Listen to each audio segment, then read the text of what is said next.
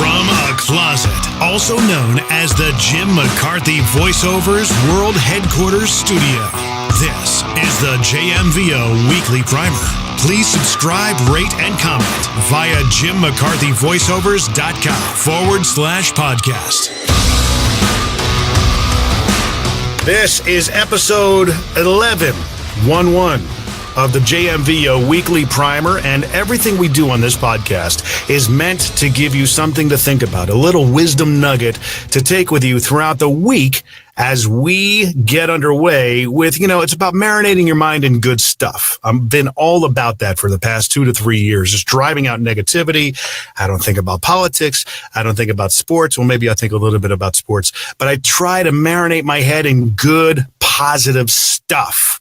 And my guest today is an awesome guy. I had the pleasure of meeting him last month in Miami for the first time, Mr. Jarrod Glandt from Cardone Enterprises. Thank you for being on with me. So great to be here, man. It's great to spend some time with the man behind the voice. Yeah, buddy. I'd love to do a lot more with you guys, and I'm trying to work on it and voice a lot more stuff. So I'm trying to stay on your radar, or Grant's radar for sure. Yeah. But basically, and I was telling you before, I like to interview the guys behind the scenes. One of the things, and I tell people this all the time, when I went to go visit you guys, Rich and I came there to shoot his podcast, Pick Rich's Brain, back in February. I had the pleasure of meeting you. What really impressed me about you is that you came right out of the gate really excited to talk about your family and your child and everything, which I thought was very cool. A lot of people who know Grant, kind of, I guess, have premeditated impressions. I certainly had them. I had no idea what to expect when I got there, but you immediately immersed us into your culture. You brought us in on your 9 o'clock meeting, which was really cool to watch. I was just truly blown away by the culture that was there. Even at the end of the podcast that, we had shot, Grant said something that was really funny and somewhat off color, but he, as soon as we finished, he beelined over to my wife and he said, cause she was there with us, and he says, "I am so sorry if I offended you." And she's like, "Dude, you're good, man. Trust me. I've been around people that have offended me, that would make, Howard Stern blush." Right. But it was really just, she came up, she's like, "He came up and actually," I was like, "That's really cool." A lot of stuff that really opened my eyes. Yeah. You know what I mean? And I've been kind of big on culture lately, talking about office culture. And I would imagine that your position enables you to craft that culture. Well, the VP of sales. For people that don't know my deal, of anybody that works here, I've been here longer than anybody. So, right. I was hired when the office was in the pool house and there were 3 employees for like administrative and accounting stuff. And there really, wasn't much of a company. And, as we've grown, it's real important that, that the company and the employees reflect what is important to Grant. And that's very engaged, very driven, unreasonable at times, always over deliver, always add value, but always have a good time doing it. And so, that's can be a challenge, when you're pushing really hard, to be able to have fun doing it. And Grant is, he likes to mess around. He likes to have fun, and so one of the things that I admire about Grant is his ability to really go in hard on something. But then if we're getting stuck anywhere in a conversation or a deal or a project, then he breaks out. And next thing you know, we'll have we're throwing a squishy ball and somebody's swinging a baseball bat at it in the middle of the office, we break things up, but it's an escape from the intensity of how we normally operate. So, constant grind. Yeah. And then we do that, in the mornings, which you saw we do in the mornings, we do that to get everybody engaged at the beginning of the day. Mm-hmm.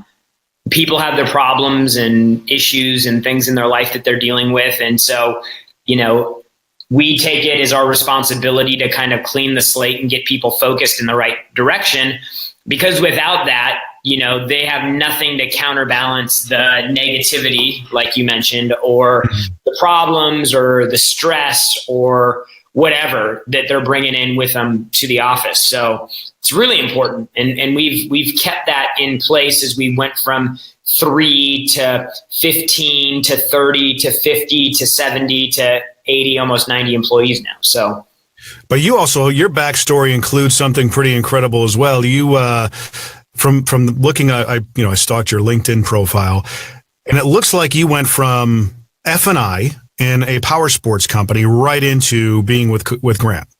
Is that about how it happened? So before that, so that was probably the Austin, Texas deal. Before that, I sold advertising. When I was like 21, my dad worked in, he'd always ran motorcycle dealerships. And so he got connected with one of the reps from one of the advertising companies. It was actually the Cycle Trader. And they had just changed ownership, and they had, six reps that were running all of San Diego.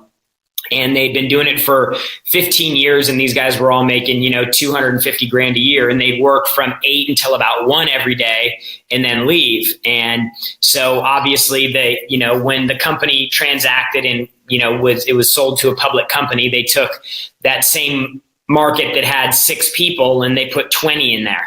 Mm-hmm. And so, these guys, all quit, and it was kind of like a fire sale thing. So they were hard up for salespeople. I was the youngest person in the company at the time, and, saw an opportunity where I could just be like, hey man, I love working. Like I enjoy being in front of people. It was really a soft sale because you were managing accounts that were running weekly. But it was cool just being out and about in the area in San Diego, driving around, seeing people. And, it became a game for me to see how many clients I could see. And the more clients I could see, the more ads they'd run and the more money I'd make. And then so it became this thing. And next thing I knew, I was, the first one in the office, and, I was the last one at the end of the day getting my stuff turned into accounting before we sent it all off to production. So, I quickly became the number 1 rep in the office by miles as the snot-nosed 21-year-old kid, probably the youngest rep in the nation at that point. And, was second. I had like one little market within San Diego, and the gal that was in first place, and I could never beat her, she had 3 states. Wow. So, yeah. So what did you sell? What meat? That was a great experience. But I made a bunch of money doing that, and then, went through kind of a roller coaster of personal stuff, ended up at the finance department in the dealership, worked for asset liquidation company kind of during the housing crisis. It was just a nasty job because you're basically making money off of people having to, turn their business in. It wasn't I don't think a lot of had fun during that time. Yeah, I mean, it's just hard, like the day that I quit was this mom had to file for bankruptcy, and she came into the facility and she turned her car in because she was, had to turn her car in. And she had this like 5-year-old daughter with her, and this baby girl was like, Mommy, what are we doing with the car? And she's like, well, we have to get rid of the car. And she's like, but I don't want to get rid of another car. This is the car that I like. And why does this always happen to us? And this kid was just like, and it just destroyed me. And I was like, I got to get out of this because it's, it was a business, it was a necessity, but it wasn't something that I wanted to be around. And so that's when all this stuff lined up, and my dad sent me a video, Grant, on YouTube. And then, 2 months later, I was working for him. Just doing basic sales at that point? I mean, everything. It was, we had just moved into an office. So I was answering phones. It was customer service. It was trying to make cold calls throughout the day. So it was kind of like hey, we'll hire you. I mean, I can't, looking back, getting in when I got in, it just couldn't have been. I mean, Grant had a big career before this doing seminars and workshops, but never built a big company around it because, guys that do seminars and workshops don't typically have big companies. They have promoters that promote shows for them, and, they travel around. They basically fly in, they do their deal, they fly home, and somebody manages the accounting. And so it was really ground floor. So I'm really fortunate to have seen a company grow and be as successful as this one's been. And it's a matter of a testimony to his loyalty as well. You know, I've known a lot of guys who are very successful who their loyalty was just completely lackluster. And I mean, one guy I worked for at a collision business basically fired 7 people the first week I was there. Oh, wow. And that was actually my first foray out of radio. And it was, trying something new because I had to make better money for my family. And, yeah, it was one of those things where my wife, I'm like, let's save the money. Okay. Cause I don't know how long this is going to last. Yeah.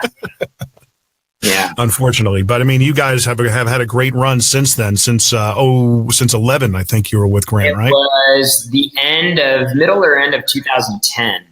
Right. Yeah. And you started, going into that, what did you start learning about how to become where you are now? Like, what was the first things you started gleaning off of? Yeah, well, I mean, I think for me, it was at the time Grant was still, he's still officed out of his house, and we just were kind of started building this company down here, down in the office that we were in. And, he wasn't around in the beginning a whole lot. And, when he was around, I hardly talked to him at all. But I just knew that I had an opportunity because I was in proximity to a guy. And this was really before all the social stuff took off too. So, I mean, his YouTube page, when I got connected with him, had maybe 35 videos on it. Right. He didn't have a Twitter account. He had a personal Facebook page. I mean, it was just in the infancy of all of this. And, I just knew that I was connected to a guy that had been really successful, big house, beautiful wife, real estate income, he had a lot of the things that I'm like, man, I want that. And so I just observe and watch and see how he operated. And, I've always been fascinated by successful people. Like even as I was, when I was younger, I always was a bit more drawn to people that were older than me because, successful people that were older than me, because I'd be so interested in like, hey, that I want to get to that point. Like, what can I do along the way, to get there? Right. And watching him certainly did help. I got introduced to, I first heard his name in 2013 when I was selling cars, go figure. Yeah. And at that point, I remember you couldn't find much on him, on YouTube and such. And then all of a sudden around 2015, he just was everywhere. Yeah. Yeah. It really kind of hockey sticked around that point. Well, getting to the meat on the bone in terms of, getting back to the culture and everything, what are some of the things that you start to integrate and learn from and really, to capitalize on that, loyalty and everything and really keep the ball moving forward? You talked about a lot of the different offshoots that you guys do to kind of break up the office and not make it's a grind, but it's a fun grind. People seem to be having fun there when we were there. And, but what are some of the other things that you kind of believe in when it comes to creating those cultures or the culture you have? Well, you have to acknowledge people that are doing well. You have to talk about successes. In that morning meeting that you were a part of, we never cover anything negative or downbeat or, corrections aren't issued there. Like that meeting is about getting everybody together, talking about where we're at, what happened the day before in terms of numbers and statistics of the different areas that we measure. And then we share successes and then we wrap the meeting up. So, for the sales department, that meeting, the meeting you were in happens at 9:05. For the sales meeting, those guys get in at 8:20, and that's when they're kind of their actual in-office day starts, and it starts with sales training. And actually, before they get to the office, they're required to have segments from our Cardone University online training platform done. So everything we do is kind of about every single day having that control, because to create a culture, you have to have a lot of control because you're really like you're building a cult, right? Like you're building a culture. So a lot of control needs to be kind of in place, and you got to have executives and leadership that's willing to push on it. Be committed, Well, the guy I recently interviewed about culture, his big turning point, and this is in episode 9 with Arnie Malham. He built a company called CJ Advertising out of Nashville. He says one of the big turning points for him, he says, we've spent 15 years just grinding through people. And he says, it was one time we were interviewing a team member, and imagine this happening to you. And they basically said, the thing that holds me back from working for you is the fact that I don't want you on my resume. Oh, wow. Talk about an eye-opener.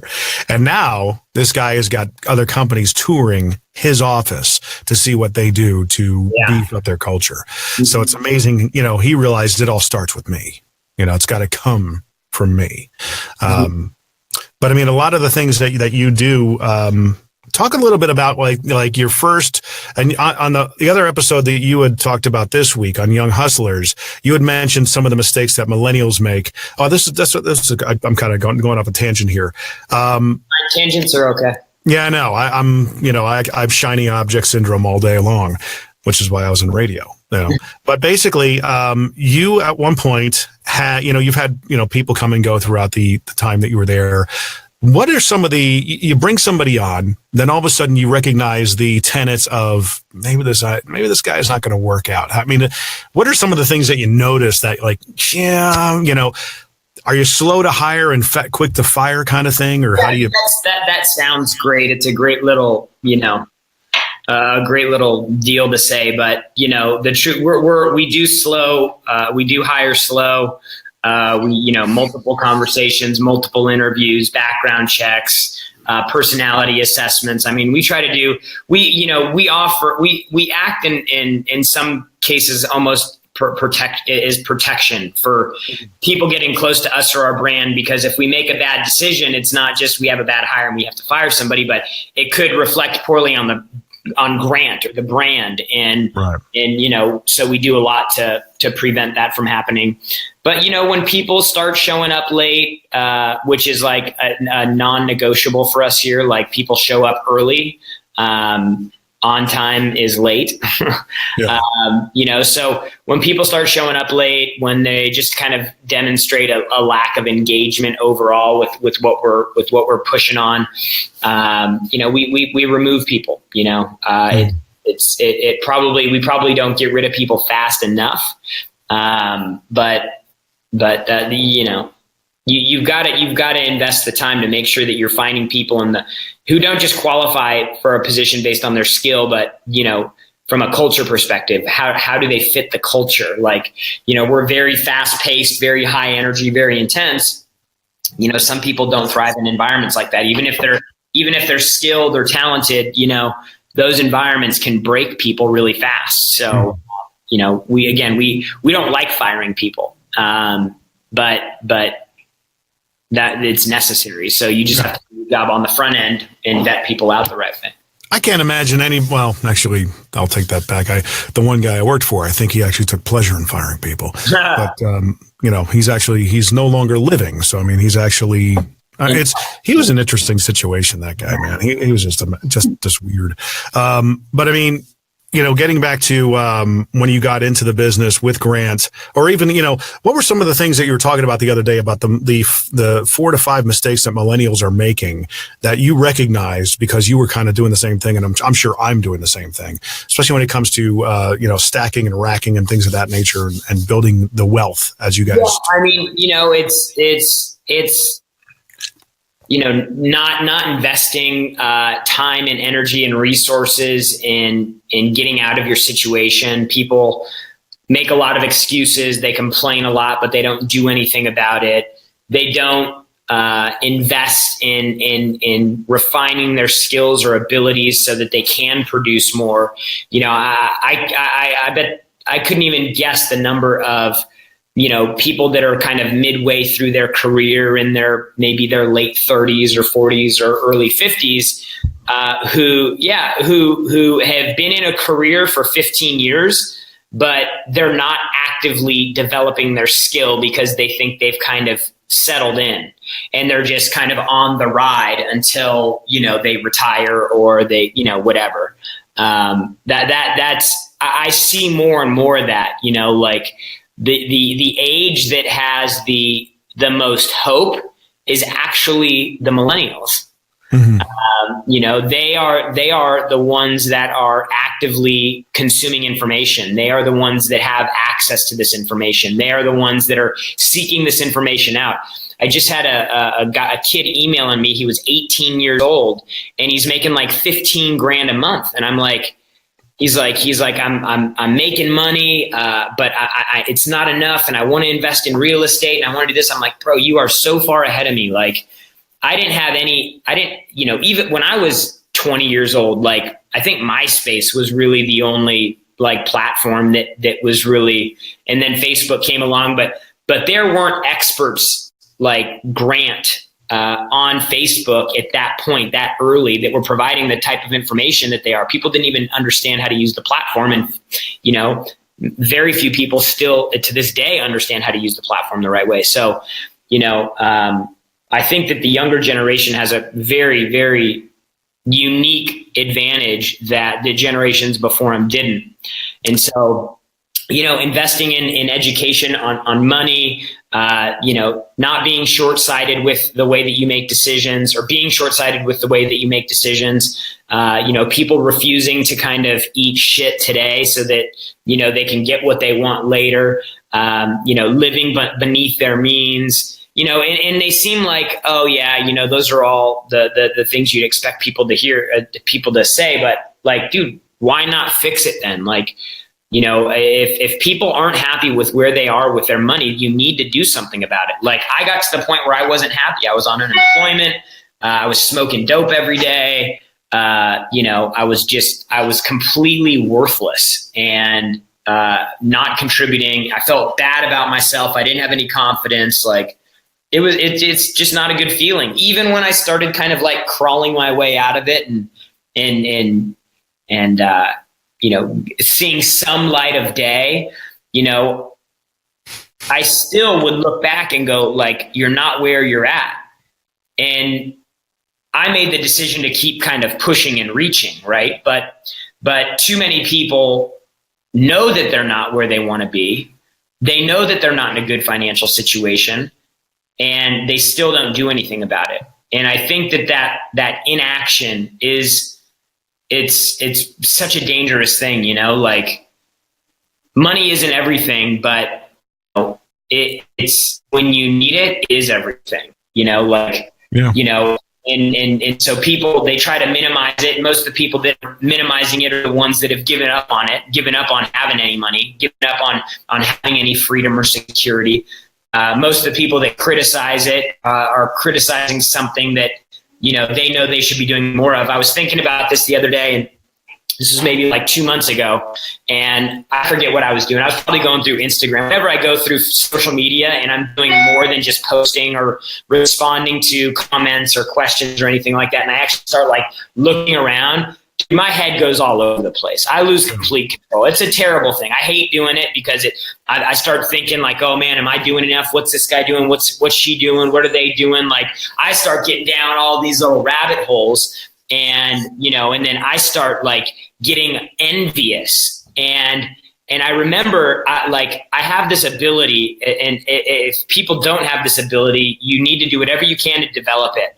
Whenever I have reactions or feelings or emotions about something, I always stop and I try to analyze, like, why am I feeling this way?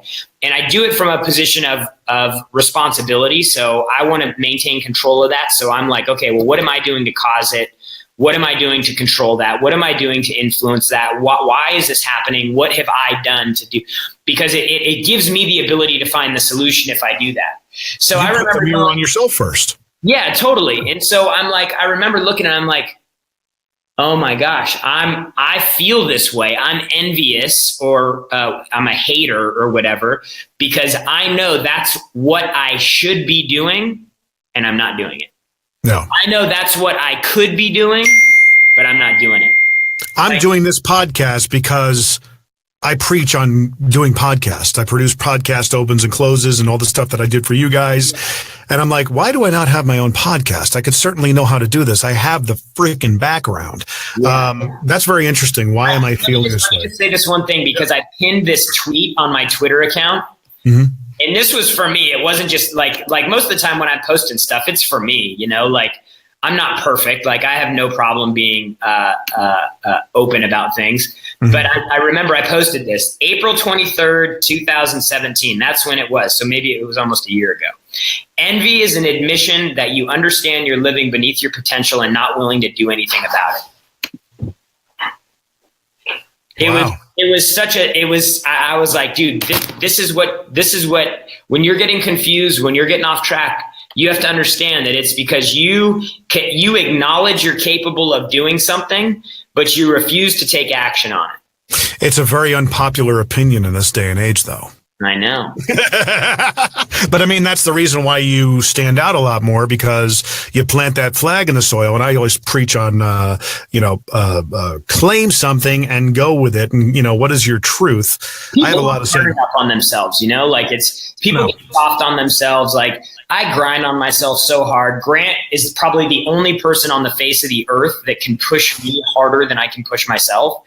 And, there's problems. Give me an example of that. Like, what does that look like, for you, where all of a sudden you're at your breaking point? Give me an example real quick. There's something that pops into your head. Well, I mean, I don't get to my breaking point. My breaking point is to pivot and correct the situation. So it's like most people would crumble and just storm out and give up. And I get frustrated because I want to fix it, not because I want to quit.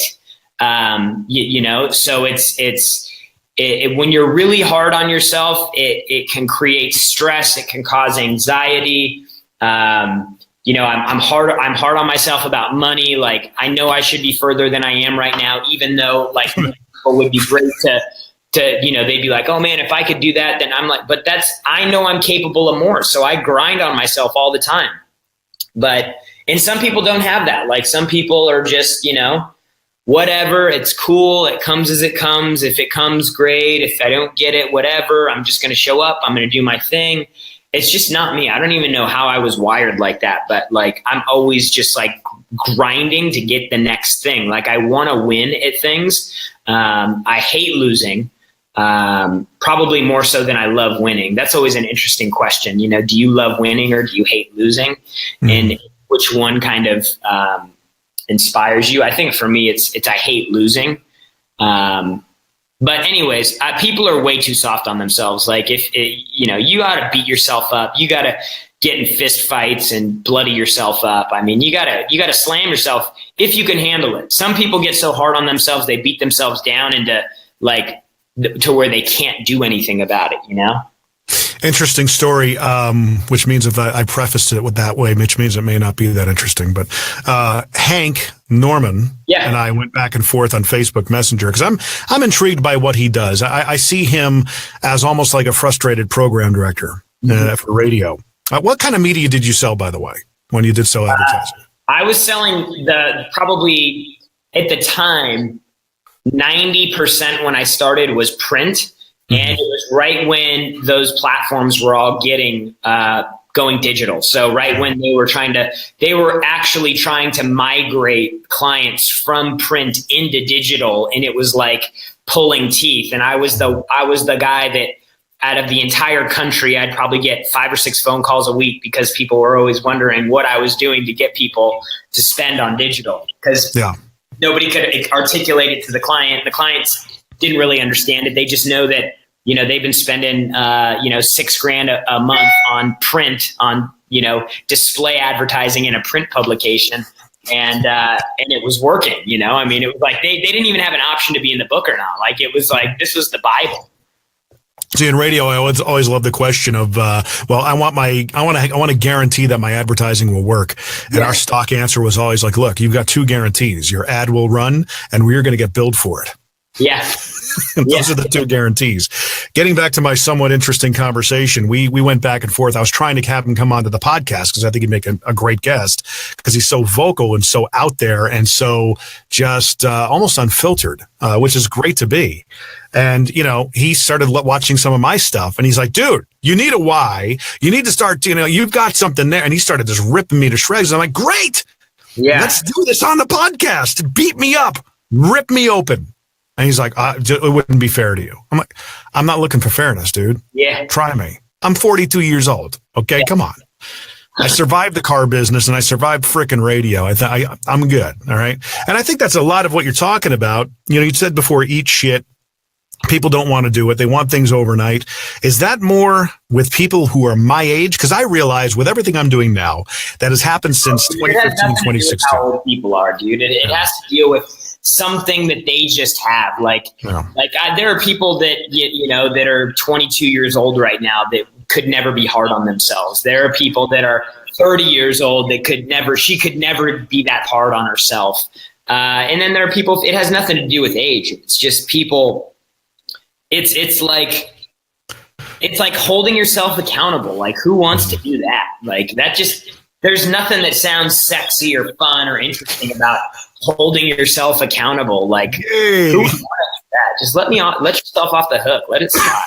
And I did that a lot. I mean, I did 2 years of college, it just wasn't my thing. Went and worked for my dad for a while, and I've always had that, thing about myself that I was lower than everybody else because I had it hammered in my head in high school that you go to college. If you don't go to college, you're a loser and you're never going to get a good job. You're never going to be successful. That was my life through junior high and high school. Right. And then after that, having to deal with that, I didn't realize until I got into radio that I was good at something, that my confidence started coming up. And I can see what you're saying, but I think I had a woman when I sold Mercedes, because I had thought the same thing. I was 39 at the time, and I thought I'd be a lot farther than where I was at that point. I thought I'd have a couple $100,000 in the bank. Yeah, that didn't happen. But I was also a single income earner for my family. My wife was always a stay-at-home mom.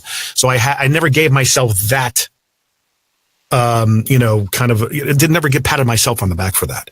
And she sat there, she bought 2 cars for me. And she says, and I was just beating myself up. She's like, you are so hard on yourself. And you ever have those conversations with people, some of the things that they say that just stay with you? Yeah. Little snippets of conversations. I have a ton of them, and that's one of them. And I sat back and I looked at her and I go, you are right. Oh my, I am pretty hard on myself, aren't I? But I guess I have to be. Because nobody else really is going to do it for me. I have to do it myself. And fast forward from there, from 2015 up until now, I'm an owner I'm doing my voiceover full time and all this media coaching and stuff. But I also own a LED lighting business with a great business partner that it's taken off. But I went into that in 2016, knowing that the next 3 years were going to be nothing but eating shit. Yeah. Yeah. And you mentioned something like, if I'm not hard on myself, who is going to be, I think that's, people in life, they've got their own problems and they've got their own issues, and you can't rely on other people for the success that you'll have. And shame on you if you leave something like the way that you're going to live your life, the success that you'll have, in somebody else's hands. I want to be in control of that. And that's why I do things to make sure I'm moving closer to getting where I want to be. And, the person who complains and never educates, or the person that is broke, but never invests, the person that, it's just a problem, it's a problem people have. So, I guess a lot of my background was also contributed to, because every guy like us, we always have a father figure, whether it's our father or whether it's somebody else, that we don't want to let down. We don't want to disappoint. You want to make them proud. My father died in 2006. I had my father-in-law, who's always been a great supporter of us and just a great guy. Both my in-laws, I lucked out big time. But I never felt like I had to make him proud. I always just felt intrinsically like he was, which didn't help my situation. But again, my question is basically, do you ever feel like sometimes you would do something that would you feel like you were letting Grant down, and would you feel like, oh man? I never want to, I'll tell you, I never want to let people down. I always want to be the guy that's, Mr. Reliable. I'll always take more on than I can handle because I know that people have issues with accountability and holding themselves to high standards. And, that's probably one of my downfalls. I'll bypass people and take on projects and keep taking them on and push myself to try to get more and more and more done until, the plate overfloweth and stuff it starts falling off. Because I'm willing to do the work that 2 or 3 people could do, It's and it really does keep you moving forward. And I tell people, ask me what I do. I say I spin plates. I mean, I'm doing so many different things that, yesterday, literally, I was going up and down ladders, screwing in light bulbs at the Tennessee Sports Hall of Fame. I kid you not. That's some days I'm doing that. Some days I'm doing this, and trying to get more business doing that. But it helps keep your mind going. Eventually, I would like to focus a little bit more, but I look back on my whole experience in radio. That's all I ever did was I was a multi-potentialite, I guess you could say. Yeah. And it really kind of, I'm kind of going 100 different directions. It drives my wife batty, but I mean, but also, as you're getting into fatherhood, you have a new level of not wanting to disappoint or a tougher accountability, because now, it was real before, but now it's real. Well, I don't know how this is going to sound, but like having a baby didn't change me. Like it didn't change the way I know. Like I was making decisions for 40 and 45 years old and 50 years old. I was making those decisions, 10 years ago, or 8 years ago, whenever I started working for Grant, and really started understanding it. Having a baby didn't change that for me. I was always doing that. This is just part of the plan. Now, having a baby changed in a lot of other ways too. You leave in the morning. Like I wake up at 5 o'clock. He wakes me up at 5:30 or something like that. But that's awesome though. Well, that's totally. But that's like for like an hour and a half in the morning, me and my little dude get to like hang out, and I feed him and he poops and then he changes his diaper and then he cries a little bit and then we play and we just kind of hang out and chill. And then, when I come home, he's asleep already. So right now, that's just the deal. Like I wish I could be with him all day. We hang out on the weekends and stuff, but I get to see him for a little bit in the morning and then, on the weekends. And so, that's, the dynamic that changed there is, you want to build a relationship with somebody, it's like hanging out with a girl that you meet once and you're like, oh my gosh, she's amazing. And you want to spend all your time with her. Same thing happens with a kid. And so then you got to kind of throw that into the mix of being fully all into something like what we do here, where it's literally a 24/7 consumption of your beingness, right? Like you are all in all the time. And, so that's actually, I can't wait till I really figure it out. I don't know if that's ever possible to do that, but I think that when I can really feel satisfied about really developing that relationship and that bond with Jake as he gets older. And then I have the work thing. And then, I want to be great at everything, man. I want to be a great husband. I want to be a great father. I want to be a great business partner for Grant. I want to be a great example to people that are in a position that I was in where they don't think that it can happen for them. And they try to find all these reasons why it can't happen or it shouldn't happen. And, I was in that same spot. I was in the same spot where I felt hopeless. I thought I missed my opportunity. I thought I missed my chance. And, it took one video to change my perspective just for a second, not for good, but just for a second. And that video led to another video. And then, the story goes, I watched every video on Grant's Facebook page, but it literally was one video at one moment that changed my perspective for long enough to get me to click another video. And that's how quick the change can happen. And people think that it's like, they're like, man, I want to be a millionaire, but I'm $100,000 in debt right now. Yeah. Well, the first step that you need to make isn't from 100,000 in the hole to $1 million. The first step that you need to make is from 100,000 to 90,000 in the hole. You just have to turn around and redirect.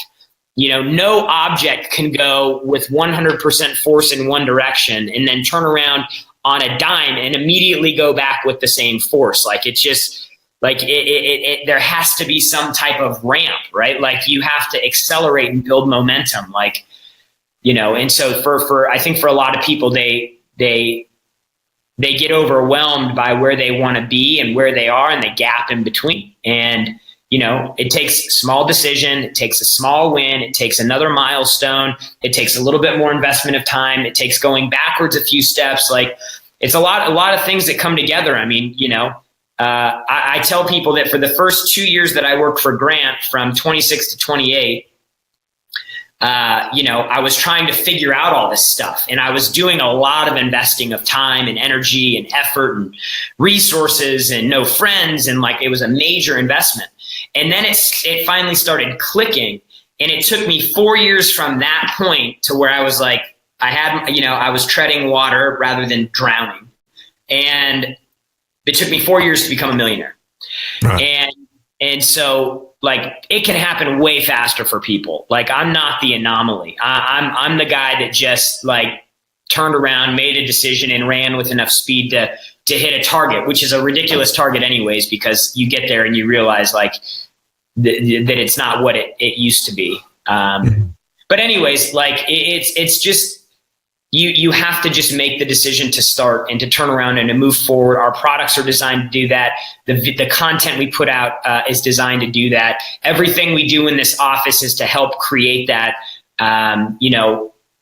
It's in everybody. It's just, when are they going to realize it's in themselves? Because for a while my self-confidence was so low. Like, you couldn't have convinced me that I was going to make anything out of my life. Like, I'm on unemployment. I'm smoking weed every day. I'm, overweight. Like, I was weight over 200 pounds. It was just a terrible, terrible thing for me. And nobody could have ever convinced me at that time that I'd be where I'm at right now. Cause I thought that, like, the ship passed, the ship had sailed. So it can happen for anybody, man. You just have to be committed enough to look around at your environment, change things that don't belong, invest some time in learning the right things to do. You don't have to spend money to do that. You can find guys like Grant, who 90% of what we do is free. You got, guys like you that are out here creating content and trying to get people connected to material. There's more people today trying to connect the people in need with the right material than ever before. And that doesn't mean like broken people, but like, if I have a small business and, I need to learn about Facebook advertising. Like, there's so many free resources out there that you can start consuming that will help you do that. Like, the information's out there. It's just, do you have the commitment to connect with the information and then the discipline to actually use it? I think a lot of people need to remember that there are three people that come to mind especially when you say a lot of people might think it's too late, or it hasn't happened, or my ship has already sailed. You got to remember Rodney Dangerfield, Colonel Sanders, and Ray Kroc. All those guys didn't hit it until they were in their 50s. Okay. And anything can happen. It's still a life story yet to be written. And I think, at one point you had a moment where the pain of staying the same far exceeded the pain of change. Do you remember that moment for yourself? Of course. Yeah. I mean, but for me, it was always like, it was about like, what is that catalyst going to be? Like, at what point, like, so people have different things in their life that cause that pivot or that change. It can be a car accident. It could be a family member dying. It could be, getting fired. It can be, there's something that can be a catalyst that can actually activate that like, I've got to do something now. And it can be different for everybody. So, I don't know exactly what that is, but I've always had a side hustle with voiceover and video when I was in radio. But it wasn't until 2016 that I got let go from my last job. And I came home and told my wife, I've had enough. I've had enough of working for other people where they can change the pay plan, where they can tell us when to come to work and tell us when to do. I'm done. I'm tired of it. Okay. And that's, ever since then, that I guess was my catalyst. And it's like, okay, if it's going to be, it's up to me then. I better. I said this on the show yesterday, not everybody needs to be an entrepreneur. You don't need to own your own business to be an entrepreneur. I think that that's a stop for a lot of people. Guys making 70 grand a year and he's listening to Gary Vee talk about your hustle and the entrepreneurship and all that, and he's just sitting going like, I got a family, I got a mortgage. Like, that's a huge risk. Like I'm not in a position to take that risk right now. And so like, I love the fact that I have the relationship that I do with Grant, and as an employee, you know, I've been able to do what I've been able to do because I think that it can help reinforce that. You mentioned earlier, like, you know, the Ray Krocs and the, you know, whoever else, you know, the old McDonald or whoever, Colonel Sanders and Rodney Dangerfield. You know, like, but for some people, like they can hit it big till they're 50, but like for some people, even that gap is such a big delta between not happy, not satisfied, and, you know, Ray Kroc. They're like, well, Jesus, that guy, it's such a big confront for people. Like, dude, all you got to do is figure out how to go from $100,000 a year. If you're 45 or 50 years old and you're making $100,000 a year and you go to 150, dude, that's a big deal. Yeah. Like if you can create another $50,000 a year in your current role, like that's huge. And a lot of people have this opportunity that's sitting right beneath them, but they're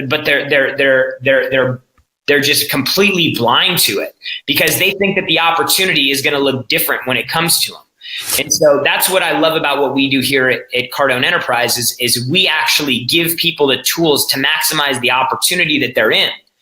And we can actually, we know that if you are in the right vehicle and you have the right skill, you should continue to grow and develop and your income should continue to increase.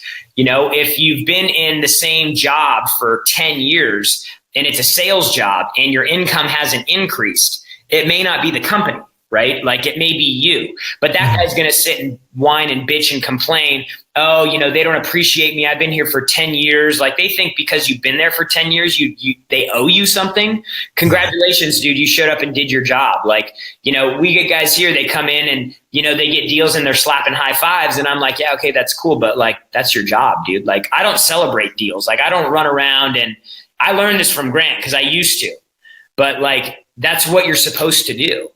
And the interesting thing is that if you can actually be more emotionally flat to wins and losses, and it can eliminate a lot of those ups and downs that people experience. Like, you know, if you freaking throw a party and celebrate, you know, till 3 a.m. because you got a deal, when you miss a deal, what does that mean?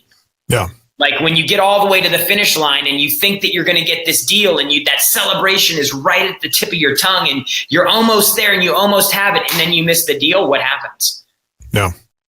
It makes total sense. Complete opposite, the polar opposite of that.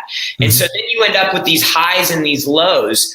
And I think that's what wears people out is, you know, they put too much into the wins. They bring too much in for the losses, and so I think that like one of the things that I try to do with the sales guys back there, I'm like, look, dude, your job. I always love football players when they score a touchdown and they just walk into the end zone and just kind of drop the ball and run off. Like I'm like, that's right, that's what you're supposed to do. That was your job. Congratulations, you did your job today, son. Like, you know, I dig that. Like we got a guy on our sales team right now, and he played football, and you know, he played college football. He was wanting to go pro. It ended up it didn't happen for him. But like when he gets deals, he's not slapping high fives. He doesn't want acknowledgement. Like I love that. I love that about people because I'm like, see that guy's got a shot because he is going to be more stable. He's going to be more consistent because he wants to win so bad because he knows what he's capable of. It has nothing to do with acknowledgement from other people. It's realistic humility. Yeah, I mean, I don't know, whatever you want to call it. I wish there was something that you could define it as, but you know, that's what it sounds like to me. If I were to define it, I mean, I know what you're saying because I mean, I have months where I sold 10, and I'd always try to average 10 to 15 cars a month at Mercedes, and that's what I did. It was my job. My next level was to go up to 2025. But you know, I was that guy that felt unappreciated. But again, here's when I came out of the collision thing and the floor ended up dropping up out of that. I ended up getting into the car business. Yeah. Okay. And I sold Honda for a while. That's when I learned Cardone's name. Where the manager said, Cardone, watch his stuff, start learning it. Okay. So I started trying to look for everything, but I couldn't find it. So I ended up going into the Mercedes and everything. I learned how to sell. I learned who Grant Cardone was. And that transitioned into what I'm doing now, which he had a lot to do with my mindset to keep on going with self-employment and getting our business off the ground. Because I had had enough, and he was there in a way to keep me going with podcasts and videos and things of that nature. So, I mean, everything happened for a reason for the past 4 years to me, even though it was a trial by fire for me. Getting back to our last month's interview that we had, I kind of pat myself on the back and say, I asked Grant one of the, I guess, a good question, so he said. And I asked, and I'll ask you the same thing. What is the most satisfying thing about what you do? I mean, the easy thing to say is that we're helping people. The success stories that we have are so massive, and you change people's lives in such a big way. Like, I mean, that's the easy thing to say, because there's so much intrinsic value in what we do that people don't really understand from the outside. But we do tend to become a little bit numb to it because it happens around us so much. The most satisfying thing is growth for me. Assuming that we know that helping people is good and we're all about that, and that's why we do what we do here, the satisfying thing is growing, is seeing things continue to stack. And, we have ideas, and then we bring them to life, and we build divisions of the company around them. And there's continual growth. I think it's a validation of the team that we have. I think it's a validation of the message that we have. And I think it's validation that we're doing the right thing, So I'm, most satisfied by looking around and seeing us continually to grow and change and evolve. Most companies don't do that. Most companies don't continue to grow. Most companies are flat or marginally up or slightly down every year. And it's just been a total hockey stick for us. And I know how unique of an opportunity that is. So that's what I'm probably most satisfied with. And one final question, because I know your time is precious. You probably need to cut it short. What do you marinate your mind in every day? What are you listening to? Who do you absorb? Yeah, for me, Grant creates so much content, and we have so much content out there. I really don't go that far outside of Grant. If I'm trying to learn something new about a specific area of our business, I'll go try to find like who's the expert in that area right now doing it, and try to pick up a few things from them. But most of my consumption revolves around Grant, because it speaks to you regardless of the frame that you're looking at it through. So, when I'm first getting started and I'm dead broke, it speaks to you in one way. And then, you get a little bit further down the road, you're making money now, you've paid off your debt, it speaks to you in another way.